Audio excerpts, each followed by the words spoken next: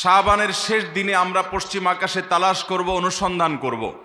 নবী করিম সাল্লাল্লাহু আলাইহি সাল্লাম বলেছেন, সুমু লিরুইয়াতিহি ওয়া আফতিরু লিরুইয়াতিহি, তোমরা চাঁদ দেখে রোজা রাখো আর চাঁদ দেখে তোমরা ঈদ উদযাপন করবে।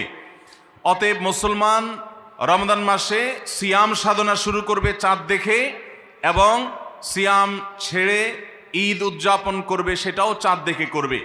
আর এই চাঁদ দেখাটা নবী করিম সাল্লাল্লাহু আলাইহি সাল্লামের গুরুত্বপূর্ণ একটি সুন্নাহ। চাঁদ দেখতে গিয়ে কেউ যদি চাঁদ দেখতে পান তিনিও সওয়াব পাবেন। যদি আপনি চাঁদ তালাশ করেন আর চাঁদ দেখতে নাও পান তারপরও আপনি সওয়াব পাবেন, কারণ আপনি চেষ্টা করেছেন।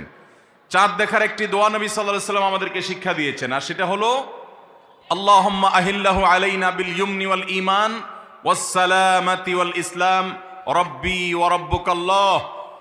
যার অর্থ হলো, হে আল্লাহ, এই নতুন চাঁদ নতুন মাসটিকে আপনি আমাদের জন্য বরকতময় করে দিন, ঈমানময় করে দিন। ঈমানের সাথে যেন এই মাসে আমরা সময় কাটাতে পারি, অতিবাহিত করতে পারি, এবং নিরাপত্তা, শান্তি এবং ইসলামের উপর যেন আমরা থাকতে পারি।